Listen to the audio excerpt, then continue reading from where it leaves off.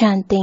आज 23 जुलाई 2020 बाबा के महावाक्य है, मीठे बच्चे, यह तुम्हारा जीवन बहुत बहुत अमूल्य है, क्योंकि तुम श्रीमत पर विश्व की सेवा करते हो, इस हेल को हेवन बना देते हो। प्रश्न है, खुशी गायब होने का कारण तथा उसका निवारण क्या है? उत्तर है, खुशी गायब होती है पहला देह अभिमान में आने के कारण, दूसरा दिल में जब कोई शंका पैदा हो जाती है तो भी खुशी गुम हो जाती है। इसलिए बाबा राय देते हैं, जब भी कोई शंका उत्पन्न हो तो फौरन बाबा से पूछो। देही अभिमानी रहने का अभ्यास करो तो सदैव खुश रहेंगे। ओम शांति। ऊंच ते ऊंच भगवान और फिर भगवानुवाच, बच्चों के आगे मैं तुमको ऊंच ते ऊंच बनाता हूँ तो तुम बच्चों को कितनी खुशी होनी चाहिए। समझते भी हो बाबा हमको सारे विश्व का मालिक बनाते हैं। मनुष्य कहते परम पिता परमात्मा ऊंच ते ऊंच है। बाप खुद कहते हैं, मैं तो विश्व का मालिक बनता नहीं हूँ। भगवानुवाच, मुझे मनुष्य कहते हैं ऊंच ते ऊंच भगवान, और मैं कहता हूँ कि मेरे बच्चे ऊंच ते ऊंच है। सिद्ध कर बताते हैं, पुरुषार्थ भी ड्रामा अनुसार कराते हैं। कल्प पहली मौफिक बाप समझाते रहते हैं, कुछ भी बात न समझो तो पूछो। मनुष्यों को तो कुछ भी पता नहीं है, दुनिया क्या है, वैकुंठ क्या है। भल कितने भी कोई नवाब मुगल आदि होकर गए हैं, भल अमेरिका में कितने भी पैसे वाले हैं, परंतु इन लक्ष्मी नारायण जैसे तो हो ना सके। वह तो व्हाइट हाउस आदि बनाते हैं, परंतु वहाँ तो रत्न जड़ित गोल्डन हाउस बनते हैं। उसको कहा ही जाता है सुखधाम। तुम्हारा ही हीरो हीरोइन का पार्ट है, तुम डायमंड बनते हो। गोल्डन एज थी, अब है आयरन एज। बाप कहते हैं, तुम कितने भाग्यशाली हो। भगवान खुद बैठ समझाते हैं तो तुमको कितना खुश रहना चाहिए। तुम्हारी यह पढ़ाई है ही नई दुनिया के लिए। यह तुम्हारा जीवन बहुत अमूल्य है, क्योंकि तुम विश्व की सर्विस करते हो। बाप को बुलाते ही हैं कि आकर हेल को हेवन बनाओ। हेवनली गॉडफादर कहते हैं ना। बाप कहते हैं, तुम हेवन में थे ना, अब हेल में हो, फिर हेवन में होंगे। हेल शुरू होता है तो फिर हेवन की बातें भूल जाती हैं। यह तो फिर भी होगा, फिर भी तुमको गोल्डन एज से आयरन एज में जरूर आना है। बाबा बार बार बच्चों को कहते हैं, दिल में कोई भी शंका हो जिससे खुशी नहीं रहती तो बताओ। बाप बैठ पढ़ाते हैं तो पढ़ना भी चाहिए ना। खुशी नहीं रहती है क्योंकि तुम देह अभिमान में आ जाते हो। खुशी तो होनी चाहिए ना। बाप तो सिर्फ ब्रह्मांड का मालिक है, तुम तो विश्व के भी मालिक बनते हो। भल बाप को क्रिएटर कहा जाता है, परंतु ऐसे नहीं कि प्रलय हो जाती है फिर नई दुनिया रचते हैं। नहीं, बाप कहते हैं, मैं सिर्फ पुरानी को नया बनाता हूँ, पुरानी दुनिया विनाश कराता हूँ, तुमको नई दुनिया का मालिक बनाता हूँ। मैं कुछ करता नहीं हूँ। यह भी ड्रामा में नोंद है, पतित दुनिया में ही मुझे बुलाते हैं। पारसनाथ बनाता हूँ, तो बच्चे खुद पारसपुरी में आ जाते हैं। वहाँ तो मुझे कभी बुलाते ही नहीं है। कभी बुलाते हो कि बाबा पारसपुरी में आकर थोड़ी विजिट तो लो, बुलाते ही नहीं। गायन भी है, दुख में सिमरण सब करें, पतित दुनिया में याद करते हैं, सुख में करे न कोई। न याद करते हैं न बुलाते हैं, सिर्फ द्वापर में मंदिर बनाकर उसमें मुझे रख देते हैं। पत्थर का नहीं तो हीरे का लिंग बनाकर रख देते हैं पूजा करने के लिए। कितनी वंडरफुल बातें हैं, अच्छी तरह से कान खोलकर सुनना चाहिए। कान भी प्योर करना चाहिए, प्योरिटी फर्स्ट।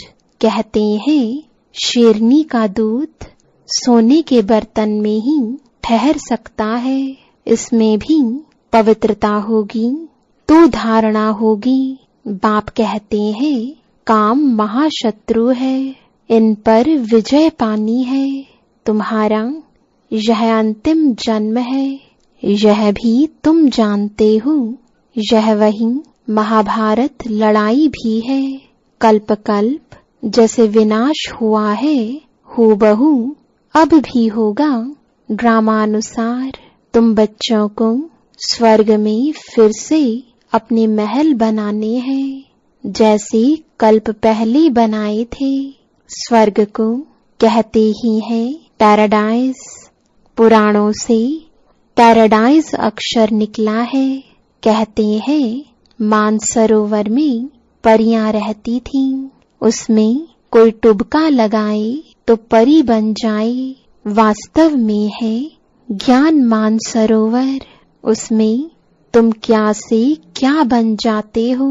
शोभनिक को परी कहते हैं, ऐसे नहीं पंखों वाली कोई परी होती है। जैसे तुम पांडवों को महावीर कहा जाता है, उन्होंने फिर पांडवों के बहुत बड़े बड़े चित्र, गुफाएं आदि बैठ दिखाई हैं। भक्ति मार्ग में कितने पैसे बर्बाद करते हैं। बाप कहते हैं हमने तो बच्चों को कितना साहूकार बनाया, तुमने इतने सब पैसे कहाँ किए। भारत कितना साहूकार था, अभी भारत का क्या हाल है। जो 100% सॉल्वेंट था, अब 100% इंसॉल्वेंट बन पड़ा है। अभी तुम बच्चों को कितनी तैयारी करनी चाहिए। बच्चों आदि को भी यही समझाना है कि शिव बाबा को याद करो, तुम कृष्ण जैसे बनेंगे। कृष्ण कैसे बना यह किसको पता थोड़े ही है। आगे जन्म में शिव बाबा को याद करने से ही कृष्ण बना। तो तुम बच्चों को कितनी खुशी रहनी चाहिए, लेकिन अपार खुशी उन्हें ही रहेगी जो सदा दूसरों की खिदमत यानी सेवा में रहते हैं। मुख्य धारणा चलन बहुत बहुत रॉयल हो, खान पान बहुत सुंदर हो। तुम बच्चों के पास जब कोई आते हैं तो उनकी हर प्रकार से खिदमत करनी चाहिए। स्थूल भी हो सूक्ष्म भी, जिस्मानी रूहानी दोनों करने से बहुत खुशी होगी। कोई भी आए तो उनको तुम सच्ची सत्यनारायण की कथा सुनाओ। शास्त्रों में तो क्या क्या कहानियां लिख दी हैं। विष्णु की नाभि से ब्रह्मा निकला, फिर ब्रह्मा के हाथ में शास्त्र दे दिए हैं। अब विष्णु की नाभि से ब्रह्मा कैसे निकलते हैं, कितना राज है, और कोई इन बातों को कुछ समझ ना सके। नाभि से निकलने की तो बात ही नहीं है। ब्रह्मा सो विष्णु, विष्णु सो ब्रह्मा बनते हैं। ब्रह्मा को विष्णु बनने में सेकंड लगता है। सेकंड में जीवन मुक्ति कहा जाता है। बाप ने साक्षात्कार कराया तुम विष्णु का रूप बनते हो। सेकंड में निश्चय हो गया, विनाश साक्षात्कार भी हुआ। नहीं तो कलकत्ता में जैसे राजाई ठाठ से रहते थे, कोई तकलीफ नहीं थी, बड़ा रॉयल्टी से रहते थे। अब बाप तुम्हें यह ज्ञान रत्नों का व्यापार सिखलाते हैं। वह व्यापार तो इनके आगे कुछ भी नहीं है, परंतु इनके पाठ और तुम्हारे पाठ में फर्क है। बाबा ने इनमें प्रवेश किया और फट से सब छोड़ दिया। भट्ठी बननी थी, तुमने भी सब कुछ छोड़ा। नदी पार कर आए, भट्ठी में पड़े। क्या क्या हुआ कोई की परवाह नहीं। कहते हैं कृष्ण ने भगाया। क्यों भगाया? उन्हों को पटरानी बनाने। यह भट्ठी भी बनी तुम बच्चों को स्वर्ग की महारानी बनाने के लिए। शास्त्रों में तो क्या क्या लिख दिया है, प्रैक्टिकल में क्या क्या है, सो अब तुम समझते हो। भगाने की बात ही नहीं। कल्प पहले भी गाली मिली थी, नाम बदनाम हुआ था। यह तो ड्रामा है। जो कुछ होता है कल्प पहले मुआफिक। अभी तुम अच्छी रीति जानते हो। कल्प पहले जिन्होंने राज्य लिया है वह जरूर आएंगे। बाप कहते हैं मैं भी कल्प कल्प आकर भारत को स्वर्ग बनाता हूँ। पूरा 84 जन्मों का हिसाब बताया है। सतयुग में तुम अमर रहते हो, वहाँ अकाले मृत्यु होती नहीं। शिव बाबा काल पर जीत पहनाते हैं। कहते हैं मैं कालों का काल हूँ। कथाएं भी है ना, तुम काल पर विजय पाते हो। तुम जाते हो अमर लोक में। अमर लोक में ऊंच पद पाने के लिए एक तो पवित्र बनना है, दूसरा फिर दैवी गुण भी धारण करने हैं। अपना रोज पोता मेल रखो। रावण द्वारा तुमको घाटा पड़ा है, मेरे द्वारा फायदा होता है। व्यापारी लोग इन बातों को अच्छी रीति समझेंगे। यह है ज्ञान रत्न। कोई विरला व्यापारी इनसे व्यापार करे। तुम व्यापार करने आए हो, कोई तुम अच्छी रीति व्यापार कर स्वर्ग का सौदा लेते हैं। 21 जन्म के लिए। 21 जन्म भी क्या, 50-60 जन्म तुम बहुत सुखी रहते हो। पदम पति बनते हो।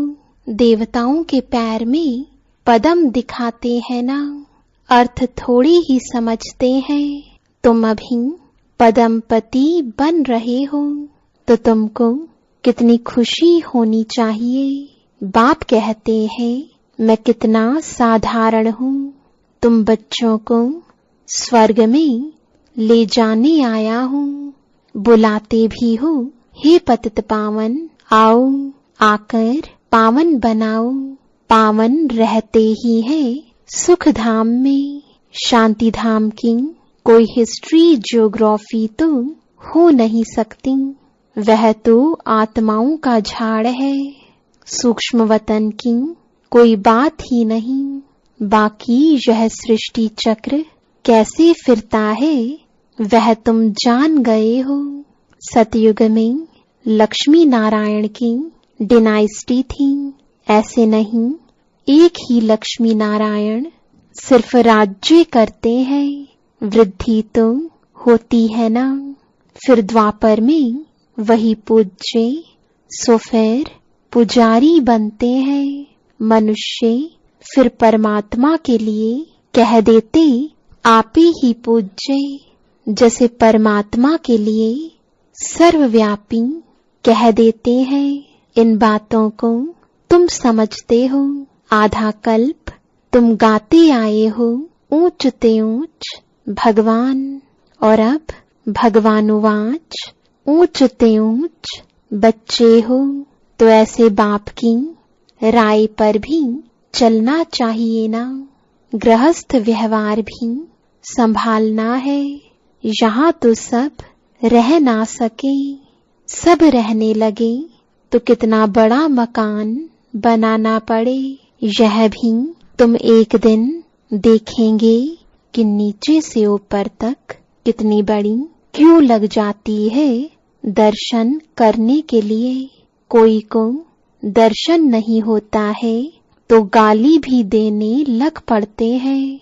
समझते हैं महात्मा का दर्शन करें। अभी बाप तो है बच्चों का, बच्चों को ही पढ़ाते हैं। तुम जिसको रास्ता बताते हो, कोई तो अच्छी रीति चल पड़ते हैं, कोई धारणा कर नहीं सकते।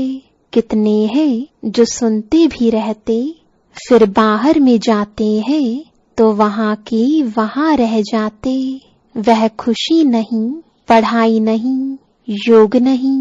बाबा कितना समझाते हैं, चार्ट रखो नहीं तो बहुत पछताना पड़ेगा। हम बाबा को कितना याद करते हैं, चार्ट देखना चाहिए। भारत के प्राचीन योग की बहुत महिमा है। तो बाप समझाते हैं, कोई भी बात नहीं समझो तो बाबा से पूछो। आगे तुम कुछ भी नहीं जानते थे। बाबा कहते हैं, यह है कांटों का जंगल, काम महाशत्रु है। यह अक्षर खुद गीता के हैं। गीता पढ़ते थे परंतु समझते थोड़े ही थे। बाबा ने सारी आयु गीता पढ़ी, समझते थे गीता का महात्म बहुत अच्छा है। भक्ति मार्ग में गीता का कितना मान है। गीता बड़ी भी होती है, छोटी भी होती है। कृष्ण आदि देवताओं के वही चित्र पैसे पैसे में मिलते रहते हैं।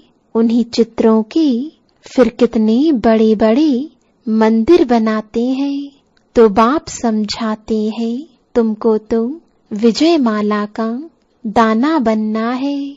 ऐसे मीठे मीठे बाबा को बाबा बाबा भी कहते हैं, समझते भी हैं। स्वर्ग की राजाई देते हैं, फिर भी सुनंती कथंती अहो माया फारकती देवंती। बाबा कहा तो बाबा माना बाबा। भक्ति मार्ग में भी गाया जाता है, पतियों का पति गुरुओं का गुरु एक ही है। वह हमारा फादर है, ज्ञान का सागर पतित पावन है। तुम बच्चे कहते हो, बाबा हम कल्प कल्प आपसे वर्षा लेते आए हैं, कल्प कल्प मिलते हैं। आप बेहद के बाप से हमको जरूर बेहद का वर्षा मिलेगा। मुख्य है ही अल्फ, उसमें बे मर्ज है।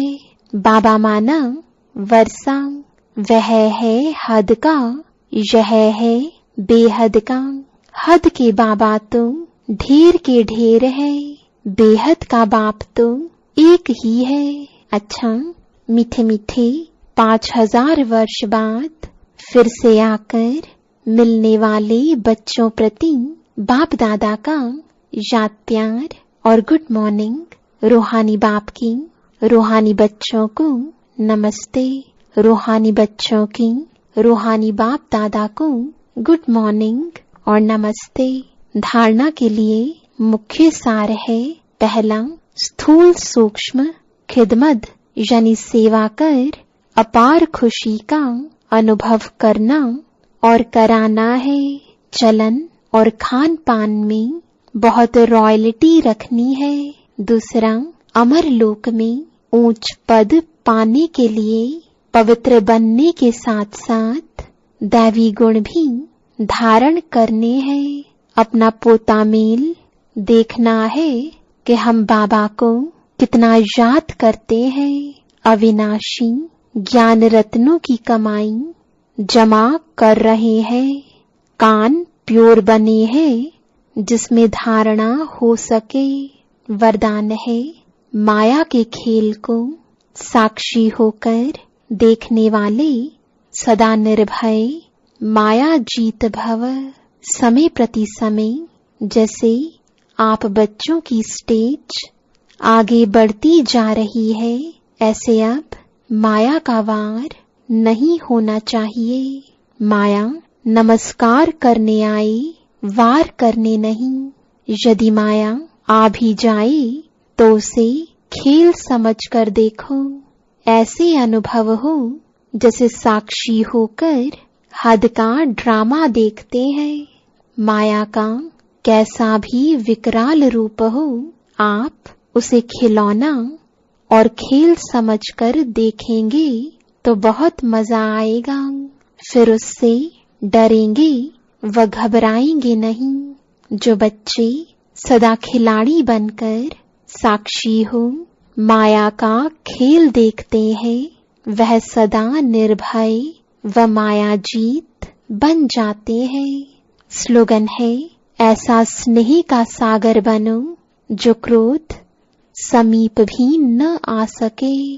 ओम शांति।